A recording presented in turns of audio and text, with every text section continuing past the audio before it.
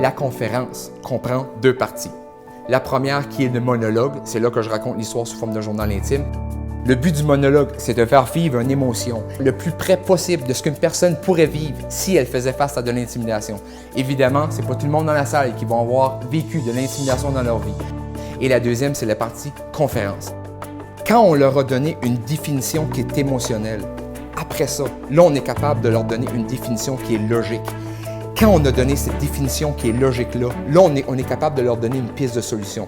Quand tu te fais dire toute ta vie, je suis gros, je suis laid, j'ai les dents croches, puis je suis pas bon en maths, à un moment donné, tu vas finir par te regarder dans le miroir, puis la seule chose que tu vas voir, c'est je suis gros, je suis laid, j'ai les dents croches, puis je suis pas bon en maths. À un moment donné, tu commences à les accepter puis te les approprier, ces noms-là, ces qualificatifs-là. Tu vas finir par les posséder, ces choses-là. Puis c'est à ce moment-là que tu commences à détruire une personne.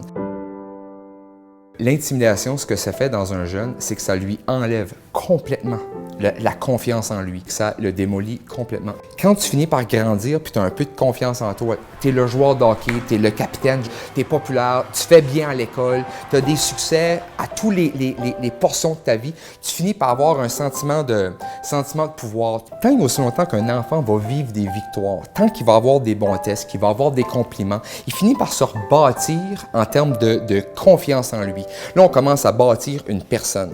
Quand une personne vit de l'intimidation, elle s'assied en classe, elle est supposée d'écouter l'enseignant, elle est présente, il n'y a rien qui rentre.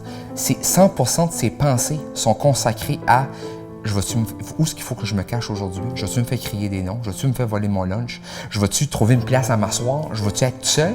Si je me cache seul, je vais-tu rester seul? Et ils sont où les profs? Constamment, tu es en défensive, constamment. C'est là que les notes commencent à chuter. Comment veux-tu être capable de comprendre la matière quand tu es présent en classe, tu écoutes, il n'y a absolument rien qui rentre. L'éponge est pleine. Il n'y a pas d'eau qui rentre. Tu n'es pas capable d'assimiler rien. Puis le comportement non-verbal d'un enfant, lui, il va dire « je suis correct », c'en est drastique. Il va regarder par terre, il ne sera pas capable de te regarder dans les yeux. Il va être silencieux, il va commencer à se sortir des groupes, il va rester seul tout le temps. Il va commencer à avoir les épaules par en avant.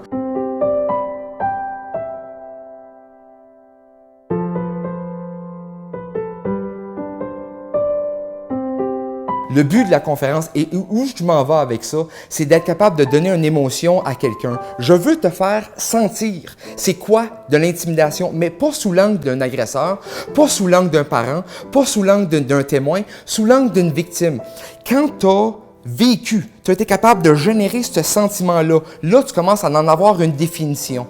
Mais tant et aussi longtemps que tu n'as pas vécu ça, que tu n'as pas eu l'émotion, tu ne pourras pas vraiment savoir c'est quoi de l'intimidation.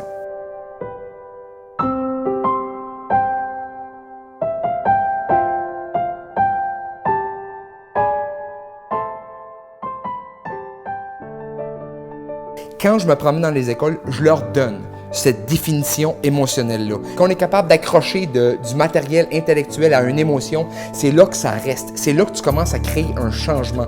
Donc, je donne un coup de main aux intervenants, aux TES, aux psychologues scolaires. Je leur donne un coup de main en donnant cette étape-là. On dirait qu'il manque une étape. Quand on leur donne cette émotion-là, là, on est capable de commencer à régler le problème.